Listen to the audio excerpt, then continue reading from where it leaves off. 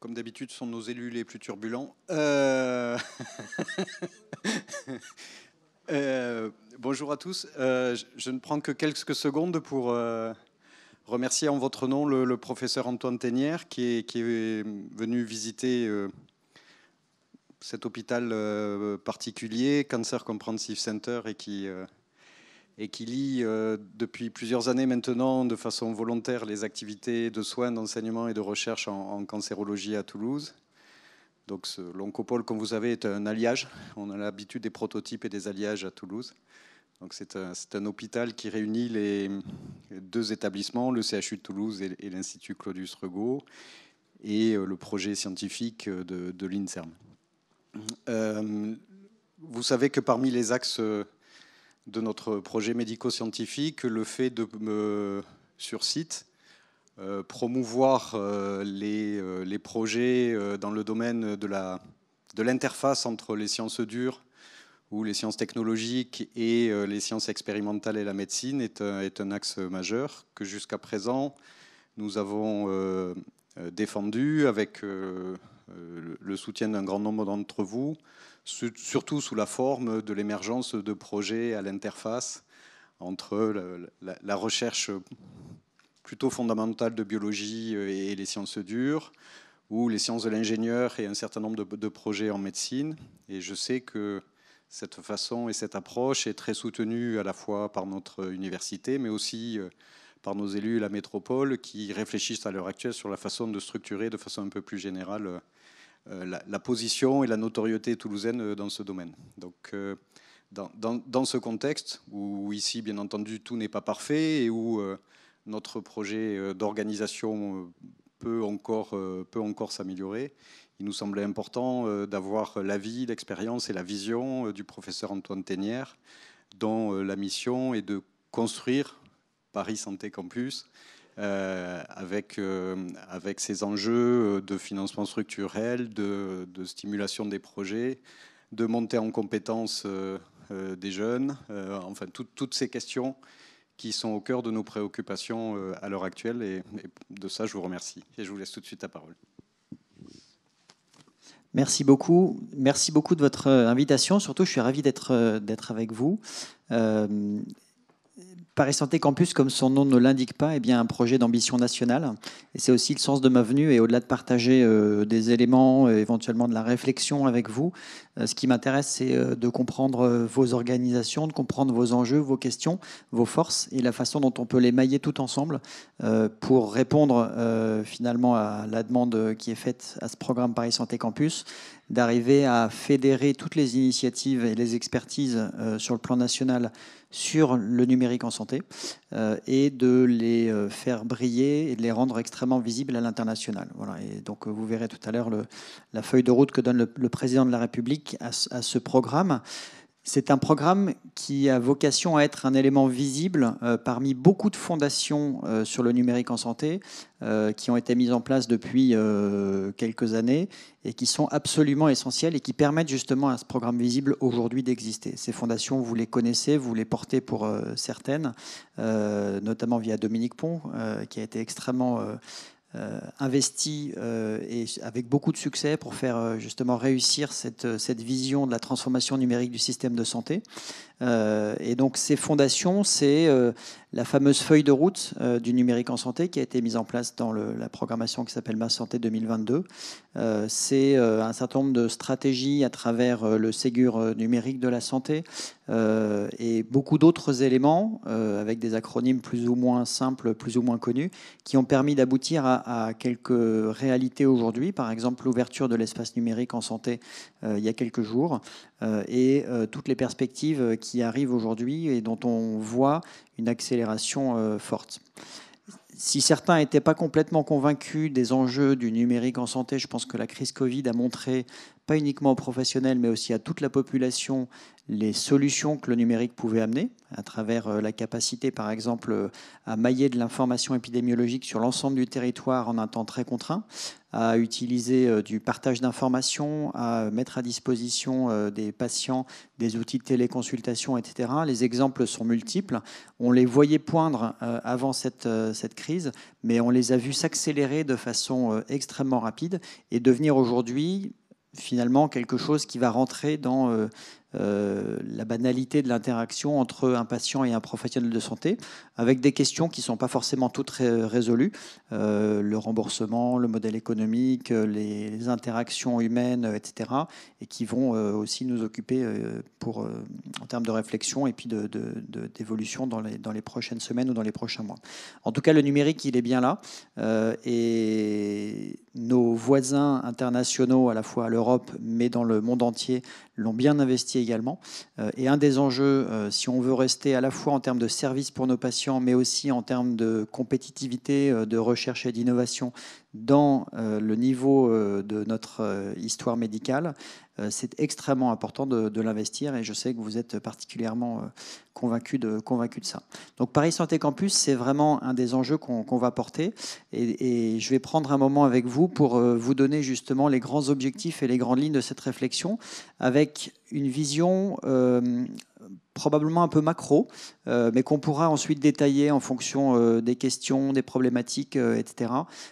Surtout parce que un des éléments innovants, au-delà d'arriver à travailler sur des technologies, de la modélisation, de la mathématique, de l'algorithmique, etc., c'est surtout la vision qu'on porte à travers la façon dont on va assortir des compétences et dont on va organiser des échanges et des rencontres avec des expertises qui sont aujourd'hui existantes mais segmentées et qu'on a besoin de rassembler. C'est un des points qu'on discutait tout à l'heure. Quand on veut adresser une problématique d'IA en santé, on va avoir besoin d'un médecin qui pose une problématique, d'un mathématicien qui définit un algorithme et puis d'autres compétences qui vont s'interfacer justement pour arriver à utiliser ces outils et à répondre à ces questions.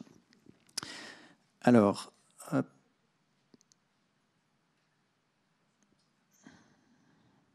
donc il y avait une vidéo que je vais vous résumer. Et simplement, donc, ce programme Paris Santé Campus a été annoncé en décembre 2020. Il avait émergé avant la crise Covid. Il a été, comme beaucoup de programmes, un petit peu ralenti par la première période. Et puis très vite, le gouvernement a vu l'importance stratégique qu'il portait. Et donc, il a été réaccéléré. Et à l'occasion justement de cette annonce, le président de la République a porté l'ambition de faire de la France un des leaders mondiaux du numérique en santé. Voilà. Et donc, c'est tous ensemble qu'on doit répondre à cette demande et à cette réalité. Et au-delà de l'ambition politique, on va dire, c'est aussi un élément extrêmement important pour le fonctionnement de notre système de santé. Alors, avec ça, comment est-ce qu'on peut arriver à répondre à cette ambition ?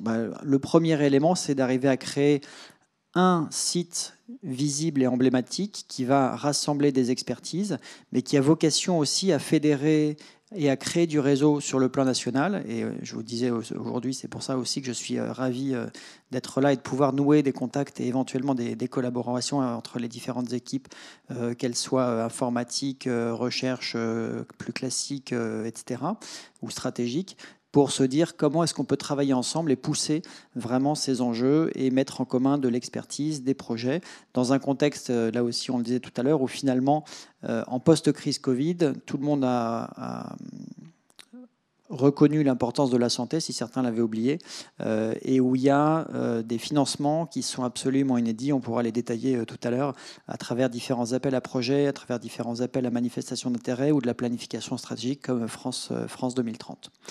Donc, dans Paris Santé Campus, l'objectif, c'est d'arriver à rassembler des grands opérateurs publics nationaux, de la recherche, de la formation et du numérique dans la santé. Et donc, au départ de Paris Santé Campus, il y a 5 grandes institutions qui se sont rassemblées. l'INSERM que vous connaissez, INRIA que vous connaissez également probablement, donc l'Institut de recherche nationale sur le numérique et sur l'informatique, l'Université Paris Sciences et Lettres, donc, qui est l'université parisienne, avec l'École normale, le SPCI, l'Université Dauphine, et puis 2 structures du ministère de la Santé, le Health Data Hub qui est chargé de travailler sur l'agrégation des données de santé nationale et de faciliter l'accès à ces données, et puis l'Agence du numérique en santé, qui est l'ancienne ASIP Santé, et qui a vocation à évangéliser, si je puis dire, autour des enjeux du numérique en santé. Donc ça fait des compétences qui sont bien nationales, qui sont reconnues sur le sujet et qui permettent justement de porter ce programme avec à la fois des équipes, des instituts et des expertises qui sont hébergées sur ce site, Paris Santé Campus, mais à travers le réseau, notamment INSERM et INRIA, la possibilité de travailler avec toutes les unités, qu'elles soient INSERM, INRIA ou en collaboration avec les grands opérateurs de recherche. Et donc, au-delà de ces membres fondateurs, et compte tenu de l'ambition qui est donnée, l'objectif est bien d'arriver à créer des réseaux de collaboration. Et donc, si c'est travailler avec des unités CNRS, si c'est travailler avec le CEA, si c'est travailler avec une université Paul Sabatier ou Lyon ou Marseille, c'est des choses qu'on aura vocation à mettre en place là aussi parce que c'est vraiment ensemble qu'on pourra répondre à cette ambition. Donc il y a un centre parisien qui va ouvrir dans un ensemble emblématique qui est l'ancien hôpital du Val-de-Grâce. Tout le monde connaît le nom et le symbole. Peu de gens connaissent le bâtiment parce que c'est un hôpital militaire qui est assez exceptionnel, qui est fermé depuis 2016 et dont on a lancé un programme de réhabilitation qui démarrera en 2024. Donc on a encore un petit peu de temps de programmation administrative et puis derrière il y a 2 à 3 ans de travaux, ce qui nous amène à un horizon d'emménagement de 2027-2028. Et si vous faites le lien avec ce que je viens de vous dire en disant que la transformation numérique du système de santé, elle est importante et urgente, se dire qu'on va porter un programme pour dans 6 ou 7 ans pour travailler sur le numérique en santé, ce n'est pas tout à fait cohérent. Et donc c'est pour ça qu'on a travaillé dès maintenant à l'ouverture d'un premier site, donc pendant que les travaux ont lieu sur l'hôpital du Val-de-Grâce, dans le 15e arrondissement, qui permet d'accueillir et de démarrer dans une mesure un petit peu moins importante, mais de démarrer ce programme-là et de montrer sa pertinence, de montrer sa cohérence et de commencer à créer du réseau en attendant de pouvoir emménager dans le site du Val-de-Grâce. Et donc à terme, dans ce site du Val-de-Grâce, c'est bien les 5 grands opérateurs publics qui seront rassemblés, INSERM, INRIA, PSL, Health Data Hub, Agence du numérique en santé, mais également une centaine d'entreprises, 4 instituts de recherche qui existent aujourd'hui et probablement d'autres qui vont se créer dans le temps qui nous sépare entre aujourd'hui et l'emménagement dans le Val-de-Grâce, avec un peu plus de 3000 experts sur site et dans un ensemble qui fera à peu près 70 000 m². Donc une taille inédite pour le numérique en santé. Et donc vous avez compris à travers ce que je vous dis, c'est que ce centre a vocation à rassembler sur 50% de ses surfaces des instituts de recherche, des expertises académiques et sur 50% des surfaces, des solutions pour les startups et pour les entreprises. Et avec ça, finalement, on va aligner 4 grands mots-clés: formation, recherche, entrepreneuriat, innovation, tout autour de la santé numérique. Pour vous donner une petite idée de ce que ça représente, Station F, que tout le monde connaît, qui est un des plus grands incubateurs de start-up au monde, fait 30 000 m². Donc ça veut dire que l'incubateur, en tout cas la partie solution aux entreprises qui sera dans Paris Santé Campus au Val-de-Grâce, sera plus grand que Station F et uniquement dédié aux enjeux du numérique en santé. Et à côté de ça, la spécificité, c'est que ce n'est pas uniquement un incubateur de start-up, mais c'est aussi un centre de recherche et d'expertise qui a vocation à agréger à la fois sur site, mais également en réseau, justement, toutes les expertises françaises sur les enjeux du numérique en santé. Donc ça vous donne une idée de l'ambition. Et finalement, on voit que les moyens qui sont mis à disposition, à la fois dans le périmètre des opérateurs publics, dans la taille du bâtiment et dans les financements dont je n'ai pas parlé, mais qui sont sur la diapo derrière moi, permettent de répondre justement à l'ambition qui est posée. Et ça, c'est vraiment un élément qui est très important. Donc ce programme se lance, il est aujourd'hui assez unique en France dans cette mesure-là, même si évidemment il y a des pôles d'innovation sur le territoire qui rassemblent dans des centres de recherche, dans des centres hospitaliers, des experts, des chercheurs, des soignants, des startups. Et c'est des choses qu'on a vocation justement à accompagner quand c'est possible ou avec qui on souhaite collaborer pour s'amener mutuellement de la valeur et faire grandir justement ce concept où on va mélanger toutes les expertises. Évidemment, l'objectif, une fois qu'on a créé tout ça, c'est de le faire rayonner sur le plan international et donc de donner une dimension très visible à travers un réseau de collaboration qui va déjà être un premier réseau de collaboration européen qui est tout à fait pertinent aujourd'hui alors que la France est à la présidence de l'Union européenne et qui permet justement de pousser un certain nombre d'enjeux qu'on voit aujourd'hui dans notre pratique quotidienne et dans le fonctionnement de nos systèmes de santé dans une vision européenne. Et donc il y a, on va dire, des enjeux qui sont très immédiats et facilement atteignables. Et puis, il y a des enjeux qui sont un peu plus long terme et qui sont à la fois des enjeux de recherche, de soins, mais aussi d'innovation et d'entrepreneuriat pour la santé. Par exemple, on peut parler des questions d'accès au marché européen. Aujourd'hui, la question d'accès au marché pour une entreprise française, déjà une problématique en soi, ou en tout cas une réflexion en soi sur un marché national, mais l'adresser sur l'Allemagne, sur l'Italie, ou sur les Pays-Bas, c'est autant de problématiques qui sont différentes et qui vont nécessiter de trouver des solutions différentes. Donc, dans une des réflexions long terme, on peut par exemple se dire qu'on met en place une stratégie de réflexion européenne qui permet d'arriver à aboutir à des stratégies d'accès au marché coordonnées. Sur la question des soins, à un moment, la question de la coordination de la gestion des données à l'échelle européenne sera quelque chose qui va se poser également. Il y a des comparaisons internationales très intéressantes que je vous encourage à lire, qui sont issues notamment de l'Institut français des relations internationales à partir des données Covid, et qui montrent combien, mais vous le savez, les stratégies de gestion de données américaines, françaises ou asiatiques, par exemple chinoises, sont différentes et quel impact ça va avoir sur un certain nombre de paramètres, à la fois la collecte de données, la valorisation, les enjeux de souveraineté. Et on voit bien qu'aujourd'hui, on a besoin d'une coordination européenne pour être à l'échelle et au niveau des grands pays internationaux qui avancent sur ces sujets-là. Et au-delà d'être au niveau, notamment en termes de recherche, c'est aussi défendre des modèles souverains et des modèles éthiques qu'on veut mettre en avant. Je ne suis pas sûr que tout le monde dans la salle soit parfaitement d'accord avec la logique qu'a développée la Chine sur la gestion des données de santé, par exemple. Donc ça va être un élément très important à réfléchir, et la dimension européenne, justement, là-dessus, elle est absolument essentielle. Et puis, il y a évidemment des collaborations de recherche tout à fait classiques que vous avez avec vos laboratoires, avec vos centres de soins, et là aussi qu'on pourra accompagner, éventuellement coordonner ou faciliter quand c'est utile. Donc les 5 opérateurs de Paris Santé Campus, je vous les ai cités, je vais vous les redonner, c'est INSERM, INRIA, l'Université PSL, le Health Hub et l'Agence du numérique en santé qui se sont associés pour créer justement une structure dédiée qui porte Paris Santé Campus et qui est accompagnée par les ministères de tutelle, le ministère de l'Enseignement supérieur, de la Recherche et de l'Innovation, le ministère des Solidarités et de la Santé pour la partie académique et vision sanitaire, et puis le ministère de l'Économie, des Finances et de la Relance, notamment pour la partie entreprise.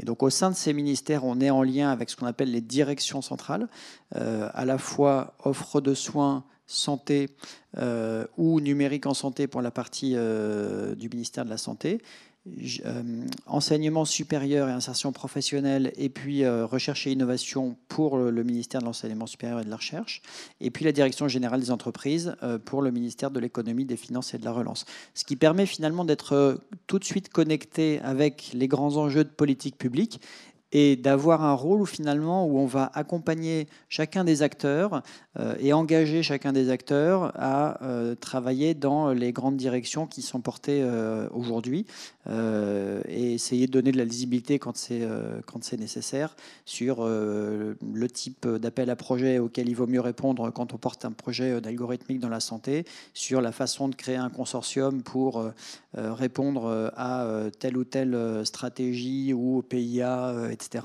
Et donc de se dire qu'on a vocation justement à engager tous les acteurs dans les grandes directions qui sont portées par l'État. Et donc ça, c'est un élément qui est extrêmement important. Au-delà de ces grands enjeux, on va dire, d'organisation, de stratégie, il y a 4 grands objectifs qui sont portés par Paris Santé Campus. Et donc, je vais les balayer de façon forcément assez large, mais encore une fois, si vous le souhaitez, on aura l'occasion de les reprendre parce qu'évidemment, ils ont des déclinaisons multiples et très spécifiques. Le premier grand enjeu, finalement, vous allez voir, c'est des enjeux qui sont les éléments essentiels de base du numérique en santé. Premier grand enjeu, c'est la question de la donnée en santé, qui est absolument centrale. On voit aujourd'hui qu'on est capable de collecter quelques données, qu'on est capable même parfois de travailler sur des données qui ont été collectées antérieurement, avec un certain nombre de problématiques, leur mise à jour, leur structuration, leur accès, leur modèle, etc.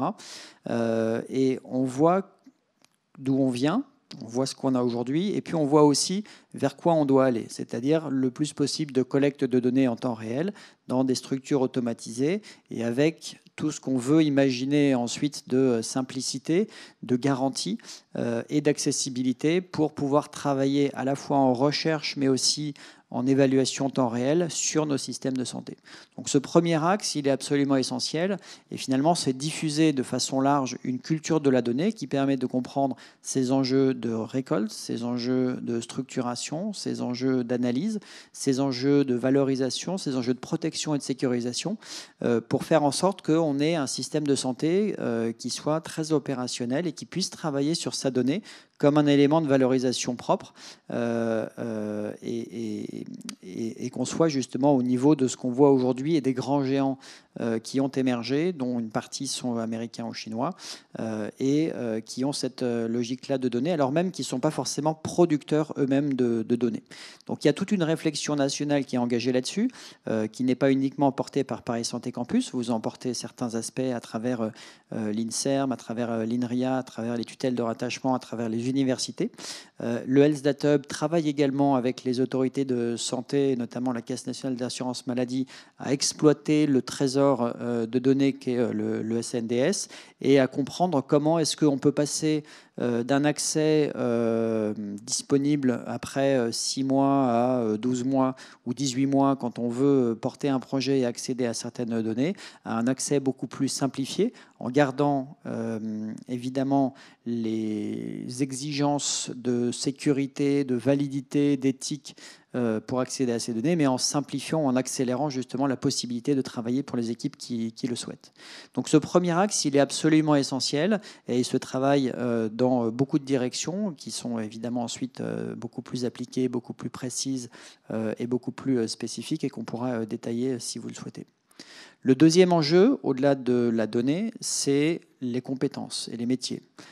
Travailler sur le numérique en santé, ça nécessite d'avoir des talents qui sont disponibles et des talents qui sont disponibles de qualité, mais aussi en quantité suffisante pour les besoins du développement numérique en santé, que ce soit dans le soin, que ce soit dans la recherche ou que ce soit pour les entreprises. Et ce qu'on voit aujourd'hui, c'est que on sait que la France, par exemple, dans la mathématique, forme des très brillants étudiants, des très brillants chercheurs. On a quelques médailles Fields dans notre histoire et c'est très important, mais on n'en forme pas suffisamment aujourd'hui. Et donc, ce qu'on voit, c'est que les compétences autour de ces thématiques de la donnée en santé, elles sont malheureusement trop rares. Et quand elles existent, ce qui est un autre problème, parfois, elles ne restent pas en France parce qu'il y a des questions d'attractivité, parce qu'il y a des questions d'enjeux de carrière, etc. Et donc, il faut qu'on travaille sur tous ces enjeux de développer les métiers autour du numérique en santé.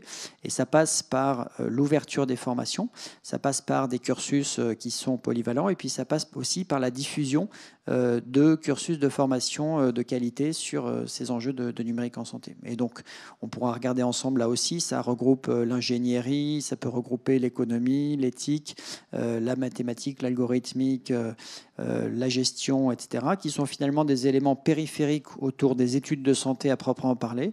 Et puis ça regroupe aussi la possibilité pour les études de santé de s'ouvrir à ces thématiques et à avoir la possibilité de créer, alors est-ce que c'est des doubles parcours, est-ce que c'est des filières mixtes, est-ce que c'est d'autres modèles où finalement un médecin va pouvoir se former à de l'ingénierie, va pouvoir se former à de l'algorithmique, va pouvoir se former à d'autres éléments et enrichir ses compétences et être en capacité de dialoguer avec un mathématicien, de dialoguer avec un data scientist pour comprendre comment est-ce que la recherche qu'il souhaite faire peut se mettre avec des outils modernes numériques, etc. Donc je sais que c'est des questions que vous regardez aussi au quotidien et donc là il y a un vrai enjeu avec une vision nationale à se dire qu'on va favoriser justement l'éclosion de ces nouvelles formations et de ces nouveaux métiers pour le numérique en santé et puis arriver à les conserver aussi au service vraiment de notre pays, que ce soit encore une fois pour le milieu académique ou pour les entreprises qui nous disent toutes qu'elles ont besoin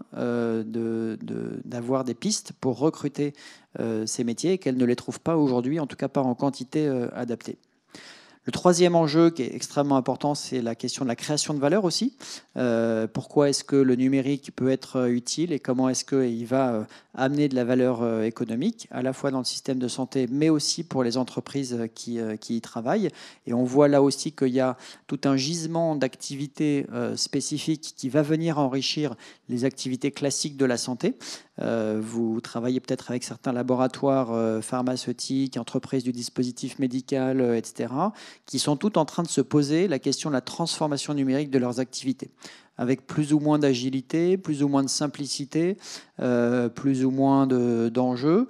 Et ce qui est intéressant finalement, mais c'est ce qu'on voit dans d'autres secteurs, c'est que la plupart du temps, la solution vient de l'extérieur et la capacité à transformer avec la donnée et avec le numérique ces activités, elle provient de structures qui sont un peu plus agiles, un peu plus rapides et qui sont intégrées, parfois rachetées par des grands groupes pour transformer justement leurs activités. Donc c'est ce qu'on appelle l'open innovation et la capacité d'aller chercher des jeunes entreprises, des startups qui développent une approche, une technologie qui va permettre d'intégrer justement cette transformation numérique dans des activités un peu plus larges. Et donc pour être tout à fait clair et illustré, aujourd'hui par exemple, l'industrie pharmaceutique est en pleine transformation numérique sur tous les aspects de ses métiers. Vous savez peut-être qu'auparavant, quand on voulait développer un médicament, on faisait de la chimie, on faisait des molécules qu'on allait cribler, puis ensuite on faisait des essais cliniques, des essais sur l'animal, puis des essais cliniques. Et en fait, aujourd'hui, une partie de ce cycle de développement est numérisée. Et donc, on va supprimer les étapes physiques, réelles de ce cycle pour travailler sur des modèles numériques qui vont permettre, avec de la chimie numérique et des modèles de molécules, de cribler numériquement justement un certain nombre de cibles et de molécules et de ne les synthétiser qu'une fois qu'on a une molécule qui fonctionne, alors qu'avant on les synthétisait par chimie organique, etc. Donc c'est un des exemples, et il y en a beaucoup d'autres justement, de la façon dont ces chaînes et ces métiers se transforment. Et pour ça justement, il faut arriver à avoir tous les métiers dont on a parlé. Et il y a des enjeux en fait de compétitivité qui sont extrêmement importants pour nos industriels et des enjeux de création de valeur qui sont extrêmement importants qu'on souhaite accompagner justement à travers ce programme. Et puis le dernier élément, qui est finalement un élément extrêmement transversal, c'est comment est-ce que le numérique sert une évolution positive du système de santé, à la fois en termes d'efficience, mais aussi en termes d'éthique, dans une vision centrée patient. Et comment est-ce qu'on fait en sorte qu'on ne soit pas tributaire ou guidé ou détourné par les outils numériques, mais qu'on garde bien au centre de nos préoccupations la notion d'évolution positive du système de santé, d'évolution centrée patient du système de santé, pour faire en sorte que ce soit les outils numériques qui s'adaptent aux problématiques du système de santé et pas l'inverse, c'est-à-dire le système de santé qui s'adapte aux caractéristiques du numérique. Et donc on voit bien, notamment dans la vitesse des cycles d'innovation dans le numérique, que si on perd ça de vue, eh bien, on peut se faire dépasser et finalement se retrouver dans des situations où le numérique est présent, mais où il a détourné aussi notre vision du service rendu aux patients. Et donc ça, c'est vraiment un élément central qu'on travaille avec des expertises, là aussi, sciences humaines et sociales, qu'elles soient sociologiques, économiques, philosophiques ou éthiques, qui vont être extrêmement importantes pour faire en sorte que, in fine, ce soit vraiment une évolution positive du système de santé à travers cette transformation numérique. Donc pour aller un petit peu plus loin dans la composition de Paris Santé Campus, donc je vous ai dit tout à l'heure qu'il y avait 4 instituts de recherche. Les 4 instituts, ils sont portés par l'INSERM, par INRIA, par l'université PSL, et ils sont présents sur site. Et ils ont vocation, ils ont évidemment déjà des collaborations avec un certain nombre d'acteurs, de laboratoires, de structures, et ils ont vocation à en développer d'autres, et on sera ravis de les accompagner et de mener ce dialogue avec vous si c'est pertinent. Il y a un premier institut qui travaille sur l'intelligence artificielle. Vous connaissez peut-être dans la stratégie nationale d'intelligence artificielle le réseau de ce qu'on appelle les 3 IA. Voilà. Ah non. Est-ce que c'est mieux?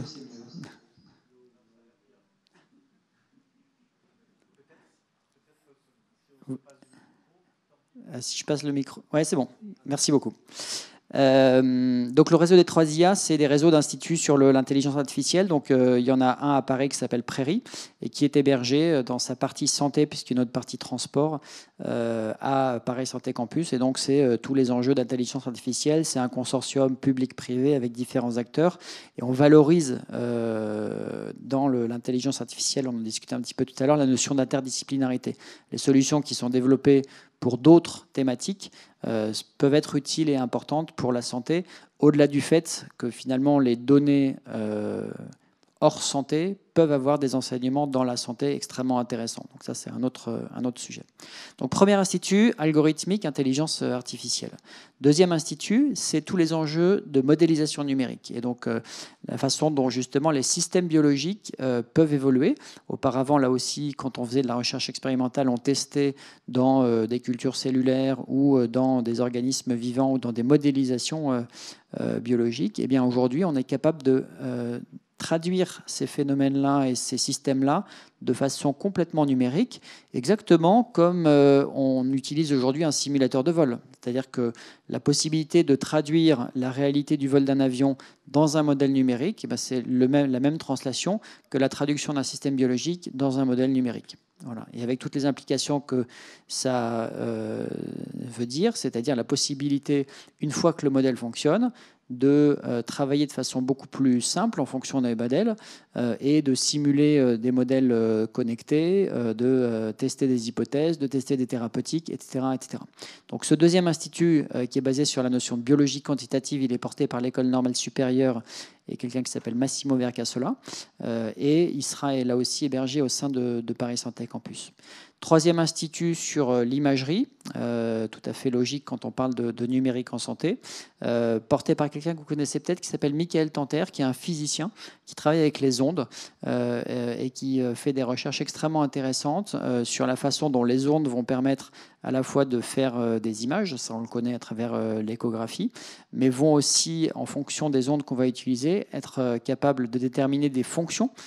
C'est notamment l'inventeur de quelque chose qui s'appelle le fibroscan. Vous connaissez peut-être la façon d'évaluer le niveau de fibrose dans le foie sans avoir besoin de faire des biopsies hépatiques. Et donc, il a créé ça il y a une dizaine d'années et qui a créé à partir de ça une start-up. Donc, il intègre complètement cette logique de la translation de la recherche vers l'entrepreneuriat et qui permet justement, au-delà de l'anatomie, de la fonction, d'avoir également des éléments de thérapeutique avec la stimulation par les ondes. Donc ça fait partie de ces travaux de recherche en cours. Et donc toute cette partie-là sur l'imagerie est absolument essentielle. Et ce qui est intéressant, c'est qu'il y a un lien, il vous le dira tout à l'heure dans une petite vidéo, extrêmement pertinent entre ce troisième institut et l'Institut d'intelligence artificielle, parce que quand on fait de l'imagerie, on génère de la donnée. Et aujourd'hui, avec les imageurs qu'on a, que ce soit des scanners, des IRM ou de l'échographie, on génère de plus en plus de données, avec de plus en plus de paramètres et de plus en plus de complexité. Et donc ça veut dire que les outils qu'on avait auparavant pour gérer un peu de données, aujourd'hui, avec ces flux de données, ils sont dépassés et on a besoin de leur appliquer de l'algorithmique et des capacités de stockage pour pouvoir justement aller jusqu'au bout du potentiel de ces nouvelles découvertes. Donc il y a des liens entre les différents instituts qui vont permettre justement de trouver des solutions aux problèmes respectifs des uns et des autres. Et puis le quatrième institut qui est absolument essentiel, également, c'est ce que je vous disais sur la notion d'évolution positive du système de santé à travers sa transformation numérique. C'est un institut qui réfléchit sur tous les enjeux sociologiques, économiques, philosophiques et éthiques des données de santé, avec des problématiques qu'on voit au quotidien, à la fois éthiques pour nous, professionnels de santé, mais aussi pour la population, et qu'on a vocation finalement à accompagner dans une logique d'information et d'ouverture pour ne pas faire en sorte que la problématique soit approchée uniquement quand il y a un reportage sur du vol de données par des Américains ou des sociétés américaines, ou du vol de données par des hackers sur des grands entrepôts, etc.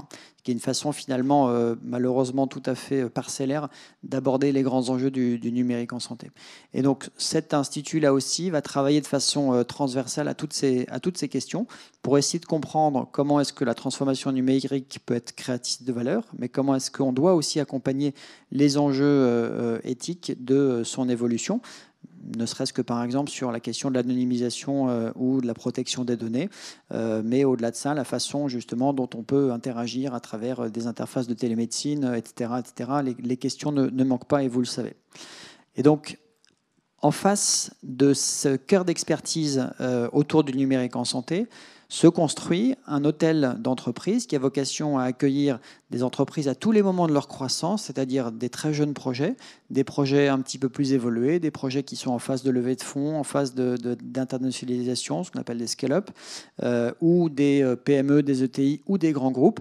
Et l'idée est de constituer vraiment un écosystème d'entreprises complet qui permet justement d'avoir toutes les typologies d'acteurs et qui puissent également interagir entre eux pour se dire que ceux qui sont passés dans les phases de levée de fonds peuvent aider ceux qui sont en train de préparer les dossiers, que les grands groupes qui ont plusieurs structures internationales peuvent accompagner les jeunes entreprises qui souhaitent développer un marché aux États-Unis, en Asie, etc. Et donc c'est vraiment tout cet écosystème et toute cette animation qu'on met en place au sein de l'hôtel d'entreprise, mais aussi entre l'hôtel d'entreprise et les instituts de recherche. Et donc c'est aussi cette originalité qu'on essaye de mettre en avant, c'est-à-dire la capacité à ouvrir les silos, à créer de l'échange et à créer des collaborations pour faire en sorte que la recherche puisse aider un peu plus les startups, que les startups puissent accompagner certains enjeux de recherche ou de formation, et dans une boucle complète, que l'ensemble de l'écosystème s'enrichisse parce qu'il se parle, qu'il se comprend et qu'il est capable de créer ensemble. Et donc c'est vraiment cette logique-là, dans une échelle jamais développée ni en France, ni en tout cas sur les enjeux de santé numérique au monde, qu'on met en place à travers Paris Santé Campus. Voilà. Et donc vous avez compris qu'un des enjeux, c'est d'arriver à faire converger justement toutes ces expertises, que ce soit sur la data, sur la recherche, sur la formation, sur l'innovation, et à faire en sorte qu'il y ait deux chaînes qui soient systématisées. La première, c'est une chaîne qui emmène la recherche vers l'innovation et vers l'entrepreneuriat. Je vous ai donné un exemple tout à l'heure, mais que les chercheurs aient de plus en plus le réflexe d'arriver à créer, quand c'est utile ou quand c'est pertinent, des startups. Et la deuxième, c'est que quand on a créé une start-up, eh bien, on puisse systématiser la croissance et le succès, et que ces entreprises soient accompagnées pour devenir des grands champions de demain, parce qu'elles ont eu les bons conseils, le bon accompagnement, les bons financements, le bon environnement pour se développer, et que ce qu'on voit aujourd'hui à travers quelques grands noms comme Doctolib, Arcane ou d'autres ne soit pas l'éclosion un peu par sérendipité à un moment, parce qu'il y a une bonne équipe, parce qu'il y a un besoin et parce qu'il y a tout ce qu'il faut, mais qu'on ait beaucoup plus de capacité justement à accompagner ces entreprises vers de la croissance, vers du développement, et à en faire et à les armer pour partir sur des marchés internationaux. Là aussi avec un premier terrain de jeu européen qui est tout à fait cohérent avec toutes les politiques qui sont mises en place aujourd'hui à l'échelle européenne, et notamment une politique qui s'appelle Scale Up Europe, la capacité d'aider des jeunes entreprises à se développer sur les marchés européens, avant de les armer justement vers d'autres marchés internationaux comme les États-Unis ou la Chine. Et donc ce premier site qui est ouvert à Paris, je vous invite, si vous venez à venir le visiter, il est dans le 15e arrondissement, donc sur 20 000 m², et il accueille justement ces 4 instituts de recherche ces entreprises et puis des structures de formation qui sont hébergées par PSL, notamment il y a un certain nombre de masters d'ingénierie, de gestion, d'éthique, etc., qui viennent régulièrement se former sur site et interagir justement avec tout l'écosystème. En termes d'entreprise aujourd'hui, on a fait un premier appel à candidature de start-up avec 32 start-up qui sont rentrées, qui ont été annoncées au moment de l'inauguration de ce premier site en décembre 2021. Et puis depuis l'inauguration, on a eu un peu plus de 85 candidatures spontanées, alors qu'il n'y avait pas d'appel à candidature ouvert. Donc on a formalisé un deuxième appel à candidature pour analyser les dossiers et on va prendre, je pense, entre 20 et 30 entreprises supplémentaires, ce qui va faire, in fine, sur ce premier site, à peu près 50 à 60 startups. Et je sais qu'il y a quelques startups qui sont soit dans la salle, soit à distance. Et donc on a deux modes d'entrée. Un premier mode d'entrée, c'est on prend en totalité une startup, ou on prend une équipe ou quelques postes de travail pour que les entreprises aient un pied dans l'écosystème. Et donc ça, c'est tout à fait possible. Et on a quelques startups qui sont localisées à Bordeaux, à Montpellier, à Lille, à Lyon, etc., qui restent incubées ou accompagnées là où elles sont et qui prennent quelques postes de travail dans Paris Santé Campus pour pouvoir bénéficier de l'écosystème du réseau. Et quand on le peut, on travaille avec les structures d'incubation pour accompagner justement au mieux ces startups qui viennent dans Paris Santé Campus. Voilà. Et pour vous donner une petite idée de la façon dont les choses sont mélangées, vous avez ici la vue intérieure du site. Et donc, vous voyez qu'il y a, par exemple, au premier étage, 2 instituts de recherche. Au deuxième étage, il y a l'agence maladies infectieuses émergentes qui a été créée pendant la crise Covid, et puis l'institut de modélisation. Au troisième étage, il y a des laboratoires INRIA et des startups. Au quatrième étage, il y a des startups. Au cinquième étage, il y a une structure que vous connaissez qui s'appelle INSERM Transfer, qui est une structure de valorisation. Et puis au sixième étage, il y a des startups, des PME, des ETI. Et au septième étage, des grands groupes, des associations, puisqu'il y a France Biotech, Harris et un certain nombre de filières, de comités de filières. Et puis on a installé, nous, nos bureaux également au septième étage. Et si vous avez l'occasion de venir, on sera ravis de vous montrer aussi une très belle terrasse avec la vue sur tout Paris au huitième étage. Donc ça fait en fait un mélange assez maillé justement de ces acteurs. Et tout ce qu'on met en place, c'est des programmes d'événements, d'animation pour que ce soit un grand lieu d'échange et de rencontre où finalement les gens vont se mélanger, vont pouvoir parler en respectant évidemment, quand c'est approprié, les questions de confidentialité, puisque quand on parle de données, on parle aussi de protection et de sécurisation. Quand on a des startups, on les sensibilise aux enjeux de protection de propriété intellectuelle. Et donc on a évidemment cette conscience-là dans la façon dont on anime l'ensemble de l'écosystème. Voilà les grands éléments que je voulais vous donner. Et peut-être je vais laisser justement chacun des acteurs de Paris Santé Campus vous dire pourquoi il est là ou ce qu'il y fait à travers cette petite vidéo.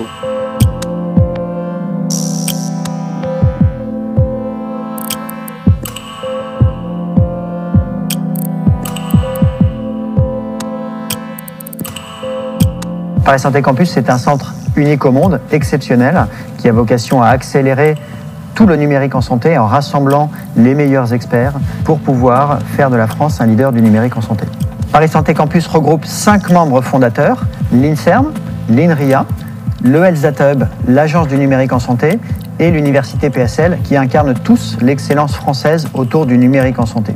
Au-delà de ces grands acteurs seront présents des jeunes entreprises, des grands groupes, des PME, des chercheurs, des entrepreneurs, des étudiants qui vont réfléchir ensemble aux enjeux de demain pour inventer le numérique en santé français. Paris Santé Campus va nous permettre d'interagir encore plus avec les chercheurs, notamment en santé numérique, les chercheurs en intelligence artificielle qui vont nous permettre de beaucoup mieux traiter les données qu'on est capable de capter sur le corps humain et de gérer ces flux de données importants pour faire des diagnostics plus performants. Le fait d'être tous sur le même site et de travailler les uns à côté des autres, ça change beaucoup de choses. Il y a une part de hasard dans la recherche. Et le fait de rencontrer la bonne personne au bon moment va faire qu'on va peut-être faire la grande découverte à côté de laquelle on aurait pu passer.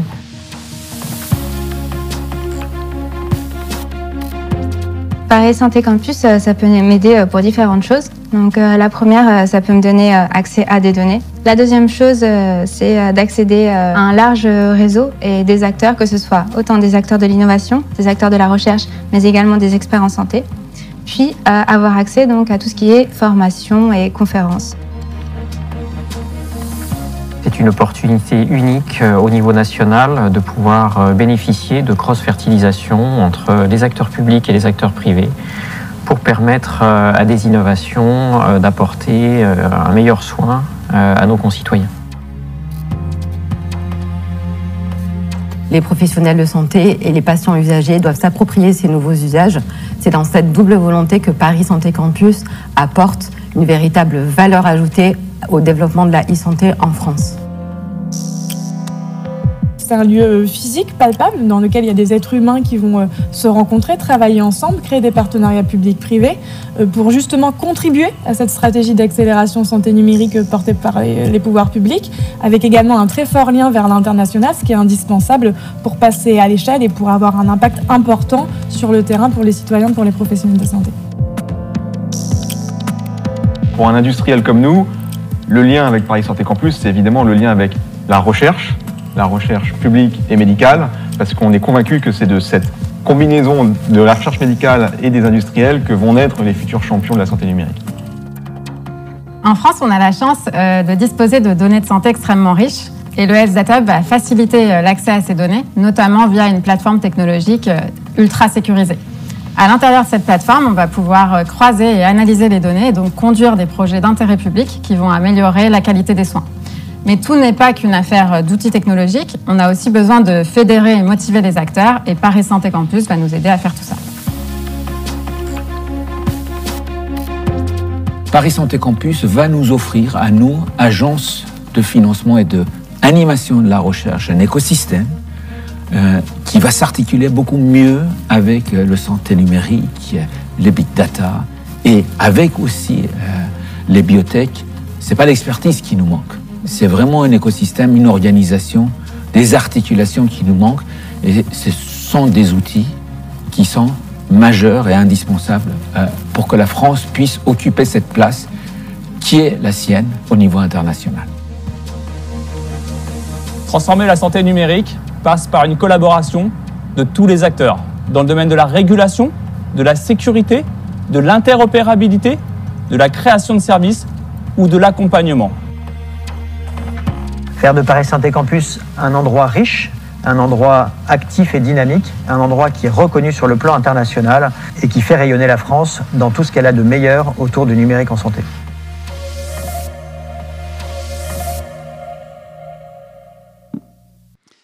Voilà, donc vous voyez que l'ambition et l'intérêt est là, et je vais m'arrêter ici, parce que je voulais laisser un petit peu de temps pour les interactions et les questions, et je vais vous remercier surtout à nouveau de votre invitation et de votre attention. Merci beaucoup.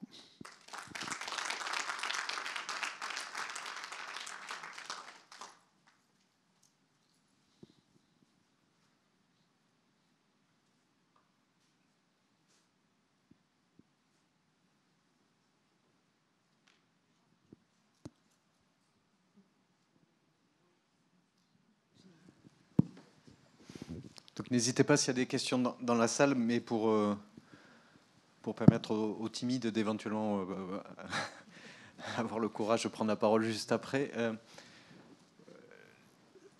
Une des raisons pour lesquelles on a pu démarrer aussi rapidement un certain nombre de projets avec nos collègues, c'est que nous étions les propriétaires de ces données, qui d'un point de vue RGPD ne posaient aucun souci, et a fortiori, un certain nombre d'entre elles avaient été collectées au cours de programmes de recherche clinique, ce qui est un niveau de consentement à l'origine encore supérieur.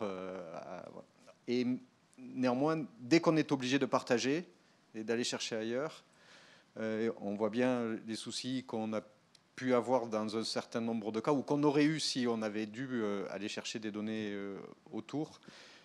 C'est l'environnement légal, à la fois celui qui nous oblige pour être conforme, et celui qui pourrait nous être opposé si d'aventure nous utilisions des données de façon non conforme, sous la forme d'un contentieux. Donc on a aussi besoin que l'ambiance réglementaire se modifie autour de cela. Et est-ce que vous pouvez nous signaler, je sais que la question est probablement un petit peu dense si on l'attaque en en profondeur, mais quelles sont les orientations qui vont nous permettre de travailler dans de meilleures conditions? Là, le socle essentiel, vous le connaissez, vous l'avez cité, pour l'instant il est européen et c'est le RGPD. Et malgré... Évidemment, il présente des difficultés, des rigidités, on le voit bien. Pour l'instant, c'est le socle aussi qui garantit qu'on n'est pas dans la situation que veulent nous imposer d'autres acteurs américains. Et justement, parce que les marchés de la donnée, là-bas, sont dérégulés. C'est-à-dire que vous allez à l'hôpital, où vous faites un test sanguin, vous pouvez sortir, récupérer vos données et les vendre à des sociétés qui les rachètent et qui les mettent à disposition ensuite d'autres acteurs. Donc on a un système en Europe qui est différent, et le RGPD justement pose des garanties très strictes de protection. Ce qu'il faut, à mon avis, et là c'est une réflexion qu'on a apportée tous ensemble, mais c'est aussi pour ça que l'Institut sur la partie SHS et régulation de la donnée avec le SDATUB est essentiel, c'est arriver à trouver l'articulation qui nous permette de garantir un niveau de protection et de sécurité qui est au niveau des choix de société français ou européens, en garantissant également qu'on peut manipuler de la donnée de façon probablement un peu plus simple, un peu plus fluide, un peu plus souple. Et c'est cet entre-deux que vous recherchez et qu'on recherche tous aujourd'hui. Donc le dialogue aujourd'hui, il est là, avec un élément de complexité supplémentaire, qui est que l'innovation s'accélère avec une vitesse extraordinaire. Il suffit de voir la façon, alors si on prend la génétique, dont les outils de génétique dépassent largement la loi de Moore, et là-dedans le numérique, ça va encore plus vite. Et donc il faut arriver à coordonner les cycles d'innovation et les cycles de régulation, pour pas qu'on soit en permanence avec des décalages, en se disant il y a des nouveaux outils mais qui posent des nouvelles questions, mais on est bloqué parce que la régulation date d'il y a 2 ans ou 3 ans et est complètement déjà dépassée. Donc c'est ça aussi le travail avec le régulateur, le pouvoir public, à l'échelle française, à l'échelle européenne, d'arriver à poser les modèles qui nous permettent le plus possible d'être coordonnés sur ces évolutions, pour se dire que quand on veut faire de la recherche clinique, on peut facilement mélanger des bases de données avec évidemment le respect des règles éthiques, etc., mais qu'on n'est pas bloqué par à la fois des durées de procédure, c'est ce que le Health Data Hub voit dans les projets qui sont portés, les durées de requête, etc., et par des enjeux réglementaires, notamment sur la question du partage et du RGPD. Donc ça reste une question ouverte, malheureusement pas la réponse aujourd'hui, mais en tout cas le sujet, c'est pour nous aussi d'arriver à porter cette voix et à la faire entendre pour qu'on puisse avoir plus de souplesse et qu'on soit au niveau de compétitivité et qu'on puisse faciliter la vie des producteurs de données. Une question.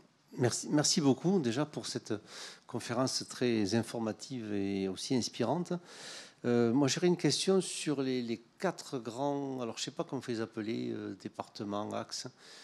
Quelles sont leurs structures? En d'autres termes, est-ce que ce sont des unités déjà constituées de l'INSERM, de l'INRIA, de PSL et qui sont regroupées? Est-ce que c'est une nouvelle unité mixte? Est-ce que c'est un type hôtel à projet? Donc en fait, comment vous avez réussi à mettre tous ces gens-là? Parce que nous, on a quelques expériences ici et j'aimerais avoir la vôtre. Alors, au-delà de les mettre dans des bureaux et dans des murs, vous voulez dire? Ouais, non, donc l'Institut Physics for Medicine, c'est une unité INSERM, donc c'est le laboratoire de Michael Tanter qui est mixte INSERM, ESPCI, etc. Oui. L'Institut Cubio a été créé avec INSERM et Curie et l'École normale supérieure. Prairie est une structure qui existe, donc c'est une structure un petit peu différente. Et puis la dernière partie socio-économique et philosophique, c'est une structure qui vient d'être créée, qui est portée par l'université Dauphine et qui est... alors je crois qu'elle est co-labellisée, il doit y avoir des affiliations CNRS, il faudrait que je vérifie. Mais en tout cas, pour l'instant, c'est un mélange, on va dire, de laboratoires existants INSERM. Il y a des laboratoires INRIA aussi, notamment une équipe qui s'appelle l'équipe Equin de Sarah Zauer, que vous connaissez peut-être, qui était au Cordelier. Donc voilà, et donc aujourd'hui, alors quand Paris Santé Campus a été annoncé et que moi j'en ai pris la direction, il y avait 3 instituts, on en a créé un 4e. Et ce que je vous disais à l'ouverture, c'est que je suis à peu près certain, parce que les problématiques foisonnent, etc., que dans l'évolution qui nous sépare de l'emménagement Val-de-Grâce, c'est-à-dire 5 à 6 ans, il y aura d'autres structures comme ça qui vont se créer. Donc pour l'instant, c'est le modèle existant. Et puis à terme, on pourra imaginer justement des unités mixtes ou des modèles qui permettent d'ouvrir des collaborations pour agréger des expertises. Je crois que c'est très important d'avoir une réflexion sur ces structures parce que moi je le vois dans les relations qu'on peut avoir avec d'autres unités, on passe par des conventions, c'est vraiment assez complexe. Hein. Pour vous dire, la convention avec l'IRIT, on a mis 3 ans à la signer, donc voilà. Donc ça, je crois que c'est important et ça ressemble un petit peu à ce que le ministère avait lancé il y a quelque temps, qui était l'Institut de convergence. Et cette opération qui n'a pas été poursuivie, d'ailleurs, je n'ai pas revu de nouveaux appels d'offres, mais je crois qu'il y a une vraie réflexion sur comment structurer cette convergence entre disciplines sans qu'on soit tributaire d'un organisme particulier, qu'il soit l'INSERM, le CNRS, CNRE, etc. Ça, c'est un message à faire passer, je crois que c'est sûr. Ouais, vous avez tout à fait raison, et au-delà des convergences entre les disciplines, c'est les convergences entre les acteurs, c'est-à-dire que le dialogue entre un laboratoire et une entreprise, pareil, il obéit à des règles, etc. Et donc, il faut qu'on arrive à trouver l'équilibre entre le dialogue et la collaboration, et puis le respect aussi des contraintes de partage de propriété intellectuelle s'il y a des brevets, etc. Ça, c'est des choses assez classique, mais c'est aussi pour ça que la présence, notamment sur ce deuxième aspect de l'INSERM transfert, est très utile, et que la présence des instituts de recherche nationaux au sein de Paris Santé Campus est très utile pour le premier aspect. Merci.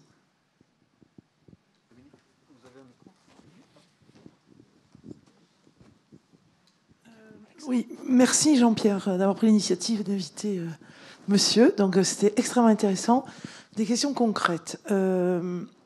Premièrement, sur le plan financier, juste quelques éléments sans rien dévoiler, mais qui paie quoi? Qui paye les loyers aujourd'hui de ce beau bâtiment? Est-ce que chacun des laboratoires et des parties prenantes paye une composante? Et est-ce que c'est comme ça qu'on arrive à travailler en transversalité pour que nous, moi je suis Dominique Faure, je suis première vice-présidente de Toulouse Métropole en charge de l'innovation, l'économie et le rayonnement international de notre territoire. Mais en fait, ma première question, c'est un peu...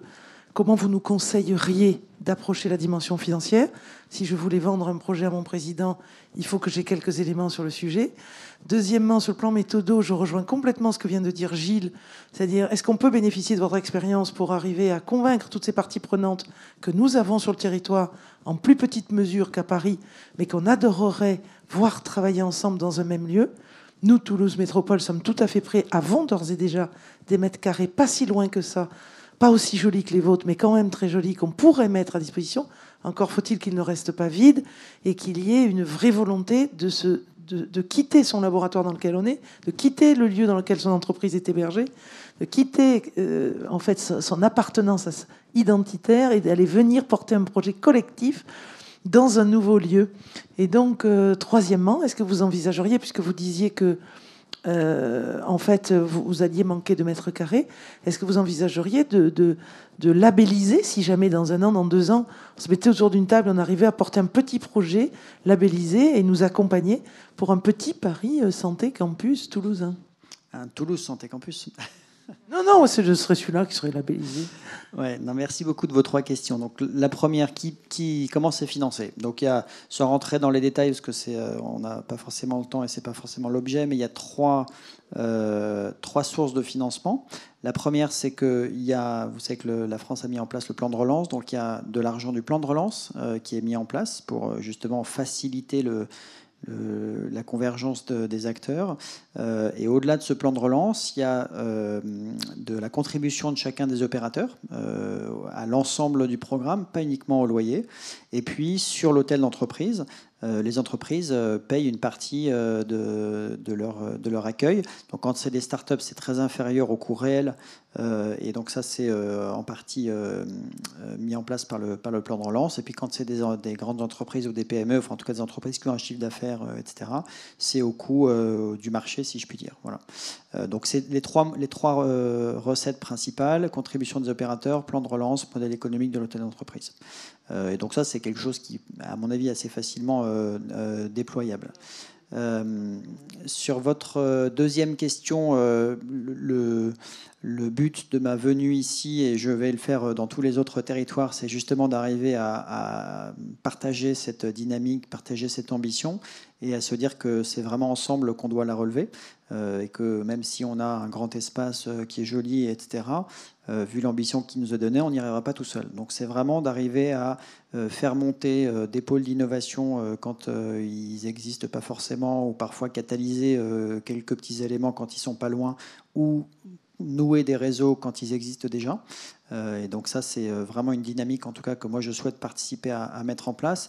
Et elle est importante à la fois parce que, comme vous le disiez, il y a des forces qui existent, qui sont parfois segmentées, parfois qui se connaissent, parfois qui se connaissent pas. Et qu'on est dans un moment, où la santé a retenu l'attention de tout le monde, et deux, la conséquence de ça, c'est qu'il y a des engagements publics, des financements, que ce soit de l'État, mais aussi des collectivités territoriales, qui sont assez inédits. Et donc notre responsabilité aussi, c'est de répondre à ça et de ne pas se dire qu'il y a eu, je ne sais pas, 750 millions d'euros sur la stratégie d'accélération santé numérique, mais qu'on n'en a consommé que 400 parce qu'il n'y a pas eu de réponse sur les autres appels à projets. Voilà, ça, ce serait de l'irresponsabilité.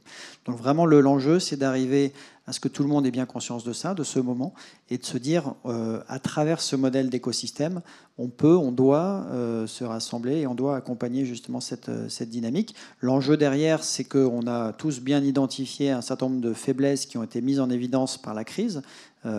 Certains s'en sont fait l'écho suffisamment pour se dire qu'on ne sort pas de ça sans réaction et qu'on ne sort pas de ça sans évolution sur certains aspects assez profondes, pour se dire que quand il y aura besoin à nouveau d'un vaccin innovant, la France, qui a été la nation qui a un temps inventé les vaccins, peut en produire un rapidement. Voilà, c'est un exemple, mais il y en a d'autres.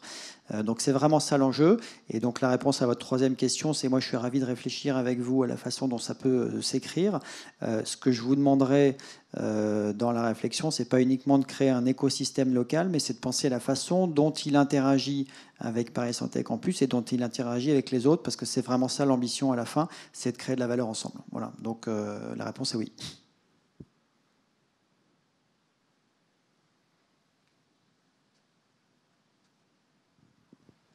Merci beaucoup en tout cas.